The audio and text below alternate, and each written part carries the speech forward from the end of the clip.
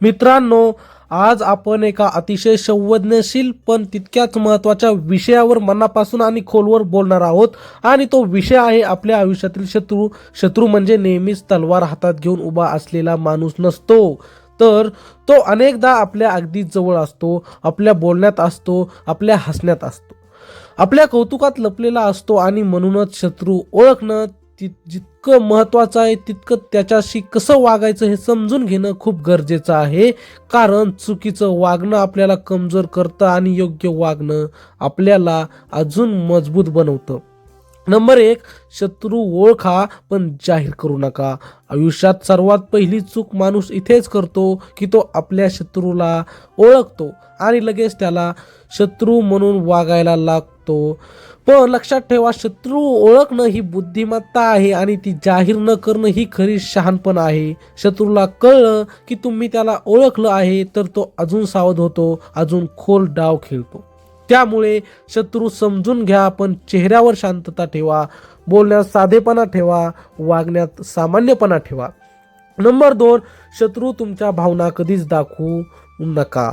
शत्रूची सर्वात मोठी ताकद म्हणजे तुमच्या भावना, तुमचा राग, तुमची भीती, तुमचं दुःख, तुमचा अहंकार. जर हे सगळं त्याला दिसलं तर तो त्याच्यावरच वार करतो. म्हणूनच शत्रू समोर असताना नेहमी आतून स्थिर राहा. तुम्हाला काहीही वाटतं असलं तरी चेहऱ्यावर शांतता ठेवा, कारण शांत माणूस हा शत्रूसाठी सगळ्यात मोठा प्रश्न असतो. नंबर 3 मित्रांनो, शत्रूशी बोलताना कमी बोला आणि एका जास्त. शत्रू स्वतःचाच बोलण्यातून स्वतःला उघड करतो, पण त्यासाठी तुम्ही शांत ऐकणारे असायला हवे.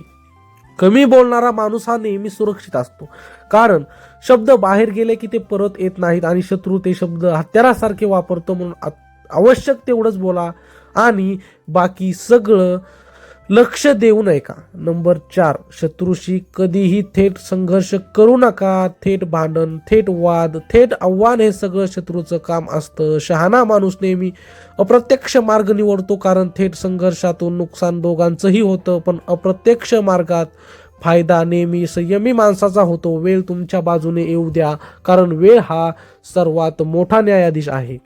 नंबर 5, शत्रूला कमी लेखू नका.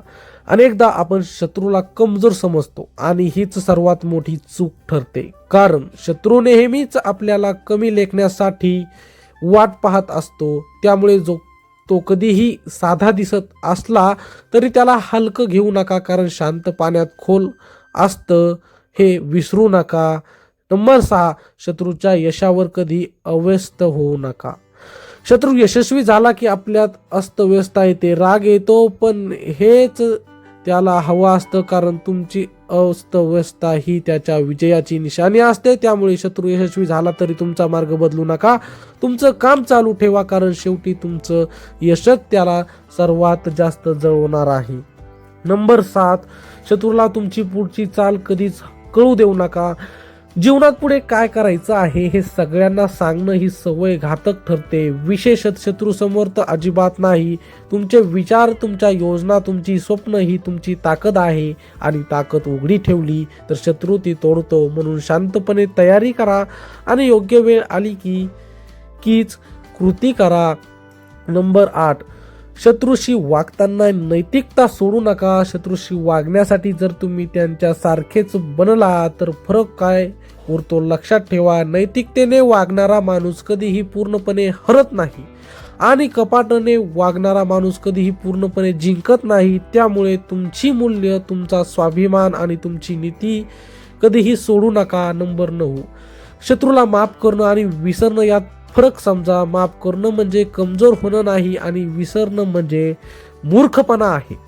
शत्रूला मनातला राग सोडून माफ करा, कारण राग तुम्हाला जाळतो, पण त्याच वेळी धडा लक्षात ठेवा, कारण तो विसरलात तर परत तीच चूक होईल. नंबर 10, शत्रूला तुमच्या प्रगतीचं कारण बनवा. शत्रू असणं ही काही वेगळं वरदानच ठरतं, कारण तो तुम्हाला अधिक मेहनत करायला भाग पाडतो, अधिक सावध बनवतो, अधिक मजबूत बनवतो. त्यामुळे शत्रूच्या विरोधात रडण्यापेक्षा त्याला प्रेरणा बनवा आणि स्वतःला इतकं पुढे न्या की तो आपोआप मागे पडेल. नंबर 11, शत्रूशी वागताना संयम ठेवा. संयम ही अशी शक्ती आहे जी शत्रूला थकवते, कारण तो तुमच्याकडून प्रतिक्रिया अपेक्षित करत असतो, पण जेव्हा प्रतिक्रिया मिळत नाहीत तेव्हा तो स्वतःच गोंधळतो. म्हणून शांत राहा, वेळ घ्या आणि योग्य क्षणाची वाट पहा. नंबर 12, शत्रूच्या सापळ्यात अडकू नका. शत्रू अनेकदा मुद्दाम भडकवतो, अपमान करतो, टोमणे मारतो, कारण त्याला तुमच्याकडून चुकीची कृती करून घ्यायची असते. पण लक्षात ठेवा, प्रत्येक प्रतिक्रिया आवश्यक नसते. काही वेळा दुर्लक्ष हाच सर्वोत्तम विजय असतो. नंबर 13, शत्रूशी स्पर्धा न करता स्वतःशी स्पर्धा करा. शत्रूला हरवण्याचा सर्वात चांगला मार्ग म्हणजे स्वतःला दररोज कालपेक्षा चांगलं बनवणं. कारण जेव्हा तुम्ही स्वतःशी स्पर्धा करता तेव्हा शत्रू आपोआप लहान ठरतो. नंबर 14, शत्रूला तुमच्या शांततेची सवय लावा. जेव्हा शत्रू पाहतो की तुम्ही बदलत नाहीत, हलत नाहीत, डगमगत नाही, तेव्हा तोच थकतो. कारण सतत चाल खेळणं हेही त्याच्यासाठी थकवणारं असतं. नंबर 15, शेवटी एक गोष्ट कायम लक्षात ठेवा, शत्रू तुमचं आयुष्य ठरवत नाही. तुमचे निर्णय, तुमची विचारसरणी आणि तुमची मेहनत हेच तुमचं आयुष्य ठरवतात.